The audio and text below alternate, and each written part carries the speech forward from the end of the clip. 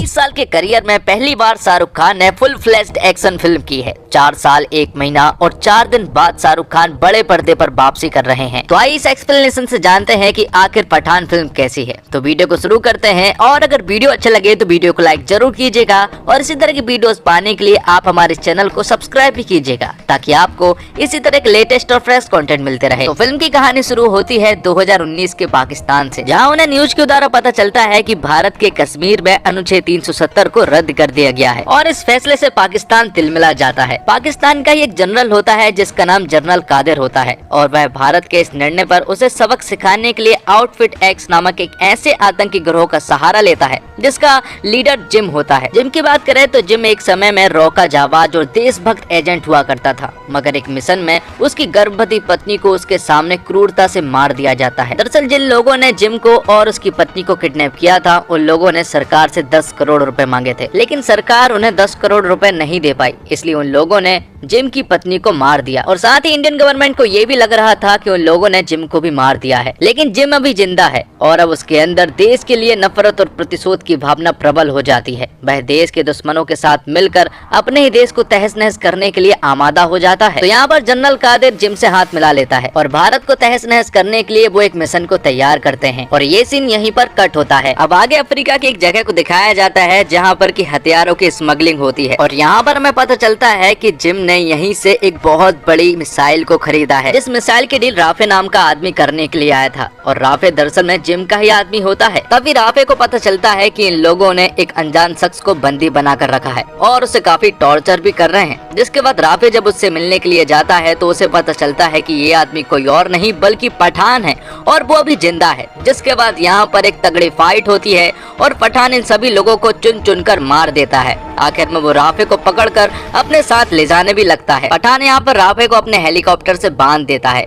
और गोलीबारी के बीच से ही वो राफे को यहाँ से ले जाने में कामयाब भी हो जाता है। जिसके बाद इंडिया में प्रेजेंट के सीन को दिखाया जाता है, जहाँ पर रॉ की हेड जो कि ऑफिसर नंदनी होती है, और पेरिस की सीसीटीवी फुटेज के द्वारा उन्हें एजेंट रुबीना के बारे में पता चलता है, जो कि आईएसआई की एजेंट है, और ये लोग उसे कई दिनों से ढूंढ भी रहे हैं। तो जैसे ही इन्हें रुबीना की लोकेशन पता चलती है, तो ये लोग तुरंत ही रुबीना को पकड़ने के लिए पेरिस के लिए निकल पड़ते हैं, जिसमें कि उसका साथी आलोक और नंदिनी मैडम अपने प्राइवेट जेट से पेरिस की तरफ निकल पड़ते हैं। रास्ते में ही उसका साथी आलोक नंदिनी मैडम से पूछता है कि आखिर ये पठान कौन है, क्योंकि हर जगह सिर्फ उसके ही चर्चे हैं। जिसके बाद नंदिनी मैडम उसे पठान की स्टोरी बताना शुरू करती है, और कहानी फिर से फ्लैशबैक में पहुंच जाती है। यहाँ पर नंदिनी मैडम उसे बताती है कि पठान हमारे रॉ का एक एजेंट हुआ करता था। उसने रॉ के साथ मिलकर कई सारे ऑपरेशंस किए, और हर ऑपरेशन में वो सफल रहता था। जिसके बाद उसने कुछ ऐसे लोगों के नाम सजेस्ट किए जिन्हें आर्मी ने रिटायर्ड कर दिया है। दरअसल उन ऑफिसर को चोट या फिर इंजरी हो जाया करती थी, तो आर्मी उन्हें रिटायर्ड कर दिया करती थी। लेकिन यहाँ पर पठान उन्हें बताता है कि भले ही आप उन्हें रिटायर्ड कर देते होंगे, लेकिन देश के प्रति उनके अंदर जोश, जुनून और जज्बा आज भी जिंदा है, और पठान चाहता है कि इन लोगों को फिर से काम मिले, और इनके साथ मिलकर वो एक टीम बनाए, जिस टीम का नाम वो लोग जोकर रखते हैं। तो जोकर टीम बन जाती है, और इन्हें अपना पहला मिशन भी मिल जाता है, जो कि दुबई में ऑपरेट होने वाला था। दरअसल इन्हें खबर मिली है कि एक टेररिस्ट ऑर्गेनाइजेशन प्रेसिडेंट को मारने वाले हैं, जो कि दुबई में थे। इसलिए टीम जोकर तुरंत ही दुबई पहुंच जाते हैं उन्हें प्रोटेक्ट करने के लिए, और जिस रास्ते से प्रेसिडेंट आ रहे थे उस पूरे रास्ते को पूरी तरह से सिक्योर कर दिया जाता है, जहां तहां पर स्नाइपर भी लगे हुए थे। लेकिन आगे हमें पता चलता है कि वो टेररिस्ट ऑर्गेनाइजेशन यहाँ पर प्रेसिडेंट को मारने के लिए नहीं आए थे, बल्कि वो तो इंडिया के कुछ साइंटिस्ट थे जिन्हें वो अगवा करने के लिए आए थे, और वो कामयाब भी हो जाते हैं, क्योंकि इस टेररिस्ट ऑर्गेनाइजेशन के पूरे मिशन के पीछे जिम का हाथ होता है, और जिम ही उन्हें अगवा करने के लिए आता है। जिसके बाद वो उन दोनों साइंटिस्ट को अपने हेलीकॉप्टर से ले जाने लगता है। लेकिन तभी एंट्री होती है पठान की, और पठान उन्हें रोकने के लिए पूरी कोशिश करने लगता है। जिसके बाद पठान और जिम के बीच में एक तगड़ी फाइट होती है, जिसमें कि जिम पठान के ऊपर हावी रहता है। लेकिन आखिर में जिम पठान से उन साइंटिस्ट को अपने साथ ले जाने में कामयाब भी हो जाता है। तो ये मिशन तो टीम जोकर के हाथ से निकल चुका था। जिसके बाद वो दुबई की इन्वेस्टिगेशन करना शुरू करते हैं तो डार्क वर्ल्ड में उन्हें एक रक्तबीज नाम के कोडवर्ड के बारे में पता चलता है और जिन लोगों ने दुबई में अटैक किए थे उनके अकाउंट में रुबीना ने पैसे ट्रांसफर किए थे और रुबीना फिलहाल स्पेन में है, इसलिए पठान को तुरंत ही स्पेन भेजा जाता है। अब आगे स्पेन में रुबीना मोहसिन को दिखाया जाता है जो कि एक बीच पर डांस कर रही होती है और यहाँ पर पठान की नजर उस पर पड़ चुकी थी। पठान यहाँ पर रुबीना को बहलाने की कोशिश कर रहा था और वो कामयाब भी हो जाता है।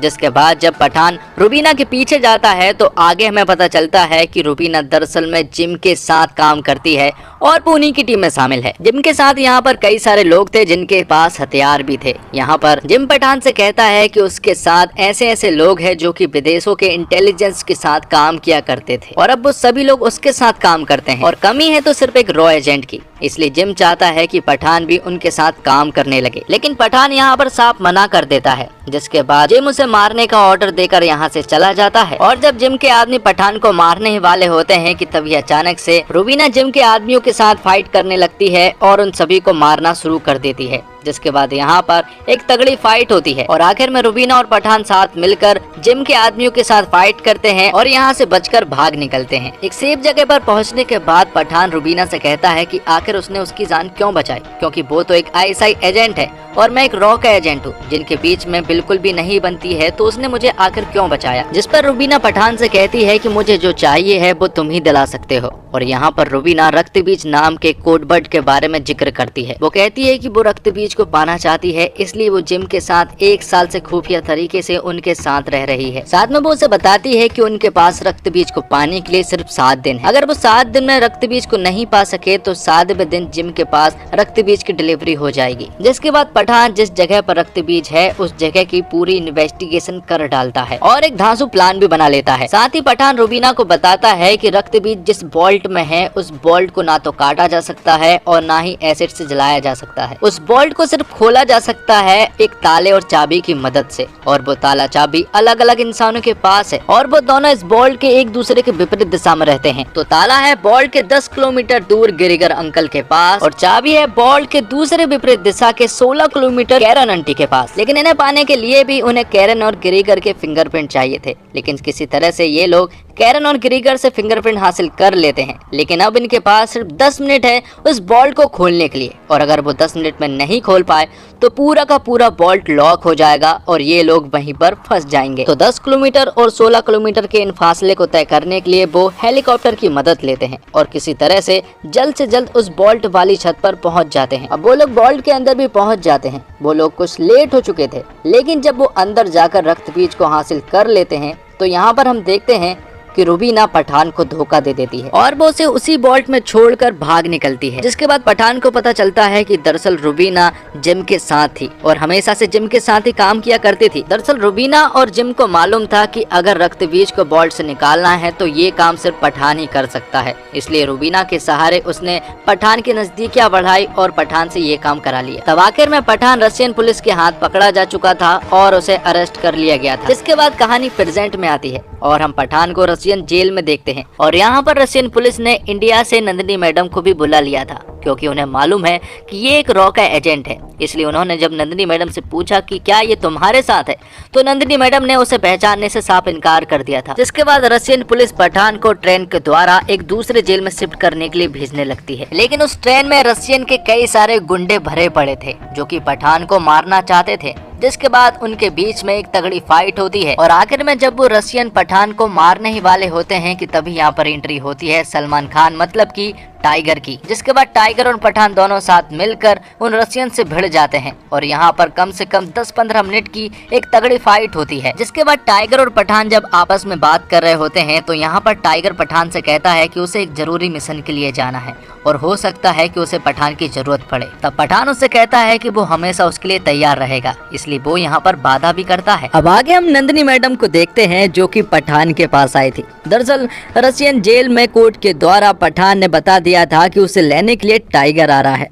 तब नंदिनी मैडम भी पठान को बता देती है कि रुबीना उन्हें मिल चुकी है और वो पेरिस में है। तब पठान तुरंत ही रुबीना को पकड़ने के लिए पेरिस निकल पड़ता है और फाइनली उसे पकड़ भी लेता है, जहाँ रुबीना पठान को सब कुछ सच सच बता देती है कि आखिर जिम का प्लान क्या है। वो उसे बताती है कि जिम रक्तबीज के जरिए एक नया म्यूटेंट वायरस बना रहा है, इसलिए उसने इंडिया के उन 2 साइंटिस्ट को अगवा किया था। रुबीना बताती है कि ये वायरस कोविड-19 से भी ज्यादा घातक रहने वाला है।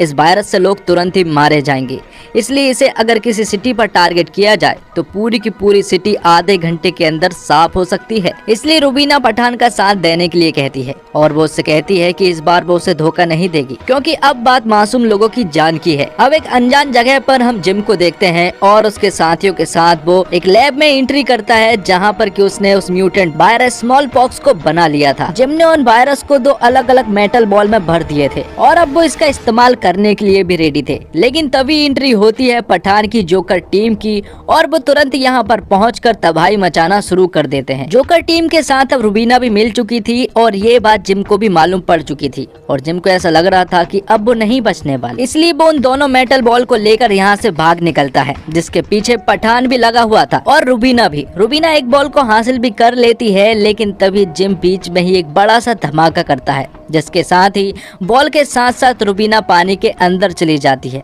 और वो डूबने भी लगती है।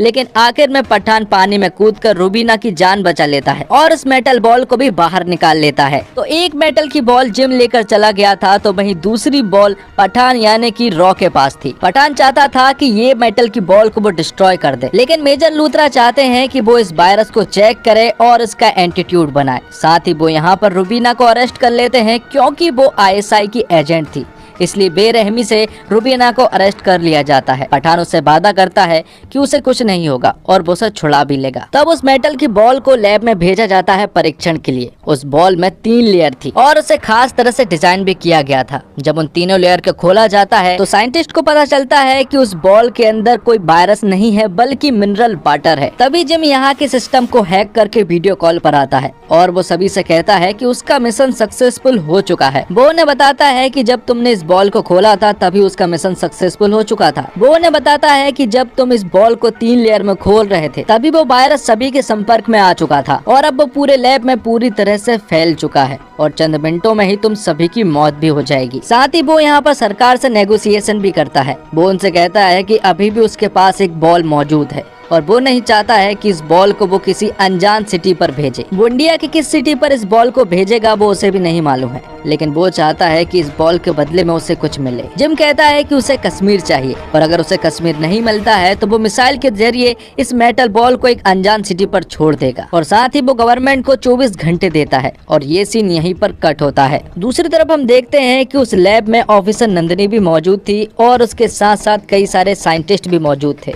यहाँ पर वो लैब को पूरी तरह से बंद कर देते हैं ताकि वो वायरस बाहर ना फैल पाए। यहाँ पर नंदिनी के साथ साथ वो सारे साइंटिस्ट अपनी कुर्बानी दे देते हैं और आखिर में ऑफिसर नंदिनी पठान से कहती है कि वो जिम को बहुत ही बुरी मौत दे, जिसके बाद RDX के द्वारा उस पूरे के पूरे लैब को डिस्ट्रॉय कर दिया जाता है। अब पठान जानता था कि इस मिशन को कंप्लीट करने के लिए उसे रुबीना की मदद लगेगी, इसलिए वो जेल से रुबीना को भी छुड़ा लेता है। लेकिन अब उन्हें ये नहीं मालूम था कि आखिर जिम की टीम कहाँ पर है और वो कहाँ से मिसाइल छोड़ने वाले हैं। तब पठान एक आदमी की मदद से ये पता कर लेता है कि आखिर वो कहाँ पर है। दरअसल वो लोग अफगानिस्तान की किसी जगह पर है और वहीं से वो मिसाइल छोड़ने वाले हैं। दरअसल जिम को मालूम है कि इंडिया कश्मीर तो किसी भी हालत में नहीं देने वाला, इसलिए उन्हें तो ये मिसाइल छोड़नी ही होगी। जिसके बाद किसी तरह से पठान की पूरी टीम उस जगह पर पहुंच जाती है जहां पर की जिम की टीम थी। जिसके बाद यहाँ पर एक तगड़ी फाइट होती है। तब मौका देखकर जिम तुरंत ही यहाँ से भाग निकलता है और उसके पीछे पीछे पठान भी आ जाता है। पठान उसका काफी देर तक पीछा करता है और यहाँ रुबीना को पता चलता है कि दरअसल रक्तबीज मिसाइल में नहीं है, बल्कि दिल्ली जा रहे एक प्लेन में मौजूद है और इस वायरस का डेटोनेटर जिम के पास है। इसलिए 6 मिनट के अंदर अगर पठान जिम को रोक लेता है तो दिल्ली तबाह होने से बच सकती है। तो इन 6 मिनट में जिम और पठान के बीच में एक तगड़ी फाइट होती है। जिम को पूरा भरोसा था कि वो इस डेटोनेटर को उसके हाथ से नहीं छिनने देगा, लेकिन आखिरी के जब 2 सेकंड बचे होते हैं तो पठान जिम से वो डेटोनेटर छीन लेता है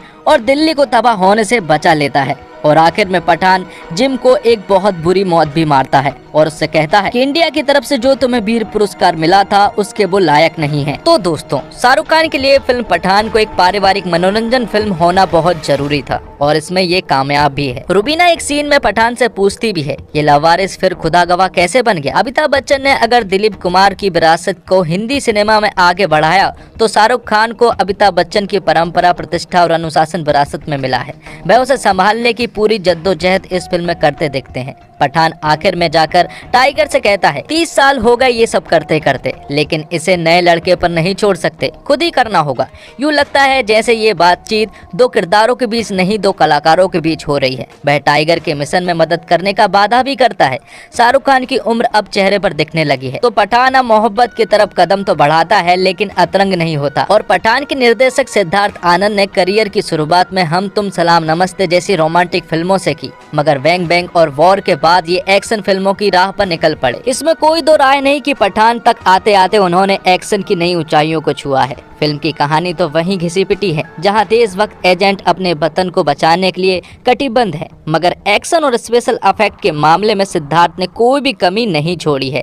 बॉलीवुड की इस मूवी में जेम्स बॉन्ड, मिशन इम्पॉसिबल और मार्वल की फिल्म सरी का इम्पैक्ट देखने को मिलता है और सिद्धार्थ की यह फिल्म मसाला फिल्मों के पैमाने पर पूरी तरह से खरी उतरती है। फर्स्ट हाफ थोड़ा लंबा लगता है, मगर overall turn, twist, action, location, hero villain के बीच सह और मात और कॉमेडी का तड़का जैसे एलिमेंट फिल्म के प्लस पॉइंट साबित होते हैं। एक्शन दृश्यों में बाइक चेजिंग, हेलीकॉप्टर की फाइट और पहाड़ी पर उड़ते ट्रेन के सीक्वेंस हैरत अंगेज बन पड़े हैं। फिल्म का मजबूत पक्ष इसका stylish VFX, cinematography, action sequence और संगीत है। दुबई, पेरिस, अफगानिस्तान हो या अफ्रीका, लोकेशन को अलग अंदाज से नजर आते हैं। बेशरम रंग और झूमे जो पठान जैसे गाने पहले ही ब्लॉकबस्टर साबित हो चुके हैं। एक नोटिस करने वाली बात यह भी है कि किरदार के लुक और कॉस्ट्यूम पर खासी मेहनत की गई है। फिल्म का सरप्राइज एलिमेंट है जिम के रूप में जॉन इब्राहिम के किरदार की माउंटिंग। बॉलीवुड की फिल्मों में इतना मजबूत और वेल कॉर्पोरेटेड विलन कदाचित पहली बार देखने को मिल रहा है। उसे विलन से कहीं भी कमतर नहीं दिखाया गया है। जॉन ने भी अपने किरदार में जान लगा दी है। टाइगर यानी सलमान खान की 20 मिनट की एंट्री फिल्म को अलग लेवल पर ले जा लेती है। सलमान की मौजूदगी से फिल्म को बहुत फायदा मिला है। शाहरुख सलमान की जुगलबंदी और एक्शन दर्शकों को हाथों हाथ मिल जाते हैं और दीपिका पादुकोण की मौजूदगी पर्दे पर करंट पैदा करती है। उन्होंने रुबीना जैसी स्पाई गर्ल की विभिन्न परतों को खूबी से जिया है। बॉलीवुड हीरोइन को हीरो और विलन के साथ एक्शन दृश्यों में कमतर दिखाना अच्छा लगता है। डिम्पल कपाड़िया और आशुतोष राणा ने अपनी भूमिका में प्राण फूंक दिए हैं और शाहरुख को फिजिक्स और लॉजिक को दरकिनार करने वाला एक्शन करते देखकर मजा आ जाता है। फिर चाहे वो हेलीकॉप्टर के ब्लेड पर पैर रखकर नीचे उतरते हैं या फिर ट्रेन में लड़ाई करते। ये ट्रेन वाला सीन सिंगल टेक में लिया गया, यानी कैमरा कट नहीं हुआ है। आमतौर पर जब ज्यादातर एक्शन सीन्स का जिम्मा स्टंट डबल पर आ जाता है, लेकिन इस सीन को देखकर लगता है कि शाहरुख ने बाकी एक्शन पर बहुत मेहनत की है। अगर ऐसा ही रहा तो मैं उन्हें आगे भी एक्शन वाले अवतार में देखना चाहूंगा, बस वो अगली बार अपनी भारी आवाज में ना बोले, जैसा पठान और रईस दोनों में किया है। सिद्धार्थ आनंद ने वॉर में क्लियर कर दिया था कि वो एक्शन के स्टाइल वाले पहलू में रुचि रखते हैं, इसलिए वो इसी तरह की फिल्में बनाएंगे। और फिल्म में कुछ सीन तो वाकई कमाल के थे, जैसे कि बंदूक हवा में उछल रही है तो आपका कैमरे उसके साथ चल रहा है। मिशन इम्पॉसिबल और फास्ट एंड फ्यूरियस जैसे फिल्मों की याद आती है।